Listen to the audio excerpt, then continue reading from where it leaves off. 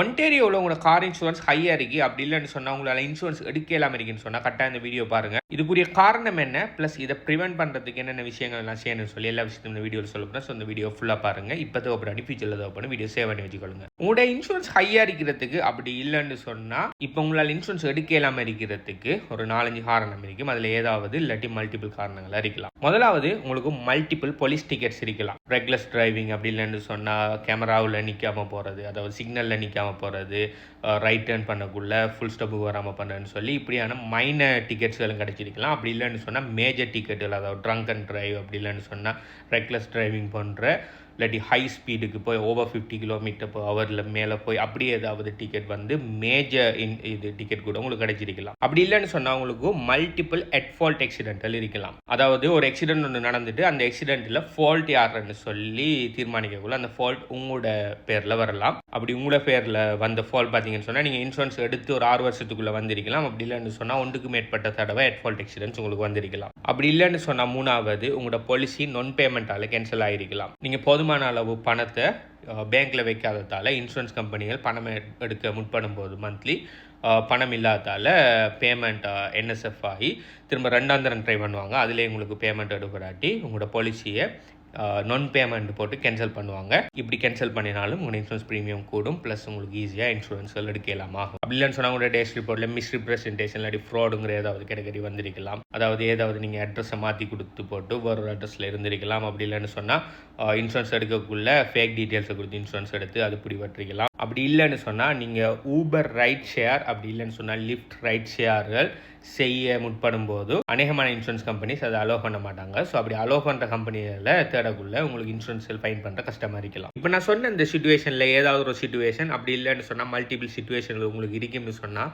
உங்களுக்கு ஒரு good news இருக்குது, ப்ளஸ் 1 பேட் நியூஸ் இருக்குது. குட் நியூஸ் என்னன்னு சொன்னால் ஸ்டில் உங்களால் இன்சூரன்ஸ் எடுக்க இயலும் ஒன்டேரியோவில். ஆனால் பேட் நியூஸ் என்னன்னு சொன்னால் அதுக்குரிய ஆப்ஷன்ஸ்கள் கடும் லிமிட்டட். நான் ஒன்டேரியோவில் லைசன்ஸ் இன்சூரன்ஸ் புரோக்கர், எங்களோட ப்ரோக்கரேஜில் பார்த்தீங்கன்னு சொன்னால் 30 கம்பெனிஸோட நாங்கள் ஒர்க் பண்ணிட்டு இருக்கிறோம். என்னதான் நாங்கள் 30 கம்பெனிஸோட ஒர்க் பண்ணினாலும் அதில் ஆல்மோஸ்ட் 25க்கு மேலே கம்பெனிஸ் பார்த்தீங்கன்னு சொன்னால் லோ ரிஸ்க் மார்க்கெட். இந்த லோ ரிஸ்க் மார்க்கெட் யாருன்னு சொன்னால் புது டிரைவர்கள் க்ளீன் டிரைவிங் ரெக்கார்டு இருக்கிறாங்களுக்கு மட்டும்தான் அவங்க இன்சூரன்ஸ் ப்ரொவைட் பண்ணுவாங்க. ப்ளஸ் ரைட் ஷேர் மாதிரியான பெரிய அளவில் ரிஸ்க்குகளை எடுக்க மாட்டாங்க. ஸோ நீங்கள் இதில் ஏதாவது ஒரு கேட்டகரிக்குள்ள வருவீங்கன்னு சொன்னால் மோஸ்ட் ப்ராபப்ளி லோ ரிஸ்க் மார்க்கெட்டுகள் உங்களுக்கு இன்சூரன்ஸ் தர மாட்டாங்க. ஸோ நான் ஒர்க் பண்ண 30 கம்பெனியில் 25 கம்பெனியில் உங்களுக்கு இன்சூரன்ஸ் ப்ரொவைட் பண்ண முடியாது. ஆனால் அதனால் இன்சூரன்ஸ் எடுக்க இயலாதான்னு கேட்டீங்கன்னு சொன்னால் இல்லை, பேலன்ஸ் இருக்கிற 5 கம்பெனிஸ் பார்த்தீங்கன்னு சொன்னால் high risk market plus facility association. So low risk high risk facility association என்னன்னு சொல்லி இதுக்கு முதல்ல ஒரு வீடியோன்னு போட்டிருக்கேன், இந்த பிளேலிஸ்ட்ல இருக்கும், போய் பார்த்துக்கொள்ளுங்க. இதில் ஏதாவது ஒரு விஷயம் உங்களுக்கு இல்லாட்டி மல்டிபிள் விஷயங்கள் நடக்குன்னு சொன்னால் நார்மலி நீங்கள் ஹை ரிஸ்க் கேட்டகரிக்குள்ளே மூவ் ஆயிடுவீங்க. ஸோ ஹை ரிஸ்க் கேட்டகரிக்குள்ளே மூவ் ஆயினா அதை பார்த்தீங்கன்னு சொன்னால் ஹை ரிஸ்க் இன்சூரன்ஸ் கம்பெனிஸ் தான் உங்களோட ரிஸ்க்குகள் எடுப்பாங்க. ஆனால் உடனே ஈஸியாகலாம் எடுப்பாங்களான்னு கேட்டால் இல்லை. ஒரு இன்சூரன்ஸ் புரோக்கரோ இன்சூரன்ஸ் ஏஜென்ட்டோ ஒரு ஹை ரிஸ்க் கிளையண்ட் ஒன்றுக்கு இன்சூரன்ஸ் செல் பண்ணணும்னு சொன்னால் ஈவன் தோ அந்த கிளையண்ட் நான் சொன்ன ப்ரைஸுக்கு அக்ரி பண்ணினாலும் நாங்கள் போய் அண்டர் ரைட்டர்கிட்ட அப்ரூவ் எடுக்கணும். Most of the cases underwriters யாருன்னு சொன்னால் இன்சூரன்ஸ் கம்பெனிஸில் ஒர்க் பண்ணுறாக்கள், அவங்க தான் ரிஸ்க்குகளை தீர்மானிக்கிறது. இப்போ நீங்கள் என்கிட்ட ஒரு இன்சூரன்ஸ் கட்டு வாரீங்க, நான் உங்களுக்கு இதில் ஏதாவது ஒரு பிரச்சனை ஒன்று இருக்குது, உங்களை ரிஸ்க் அனலைசிஸ் பண்ணி நான் ஒரு ரஃப் கோட் ஒன்று தரேன், அந்த கோட்டுக்கு உங்களுக்கு ஓகேன்னு சொன்னால் உடனே என்னால் பைண்ட் பண்ண முடியும். ஆனால் நீங்கள் லோ ரிஸ்கில் இருப்பீங்கன்னு சொன்னால் லோ ரிஸ்கில் இருக்கக்குள்ளே பைண்ட் பண்ணிடலும். ஆனால் ஹை ரிஸ்கில் இருக்கக்குள்ளே மோஸ்ட் ப்ராபப்ளி நான் அண்டர் ரைட்டரை கண்டெக்ட் பண்ணணும்.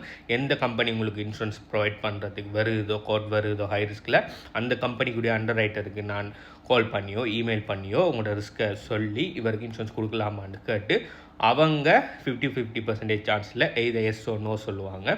அதுக்கு பிறகு தான் நான் உங்களுக்கு இன்சூரன்ஸ் அப்படி ரைட் பண்ணக்குள்ளேயும் அநேகமான ஹை ரிஸ்க் கம்பெனிஸ் என்ன பண்ணுவாங்கன்னு சொன்னால் 2 மாத பேமெண்ட்டை ஃபஸ்ட்டே பே பண்ண சொல்லுவாங்க. உங்களுக்கு மல்டிபிள் டிக்கெட்ஸ் அப்படி இல்லாட்டி மல்டிபிள் ஆக்சிடென்ட்ஸ்கள் இருக்கும்னு சொன்னால். ஆனால் உங்களுக்கு நான் பேமெண்ட் கேன்சலேஷன் இருக்கும்னு சொன்னால் அநேகமான கம்பெனிஸ் பார்த்தீங்கன்னு சொன்னால் ஃபுல் 1 இயருக்குரிய இன்சூரன்ஸ் பேமெண்ட்டை முதலாவதே பே பண்ணி போட்டு தான் இன்சூரன்ஸ் எடுக்க விடுவாங்க. அடுத்தது நீங்கள் ரைட் ஷேர்களான ஊபர் ரைட் ஷேர் இல்லாட்டி லிஃப்ட் ரைட் ஷேர் செய்ய போகிறீங்கன்னு சொன்னால் அநேகமான லோ ரிஸ்க் மார்க்கெட்டுகள் ரிஜெக்ட் பண்ணிடுவாங்க.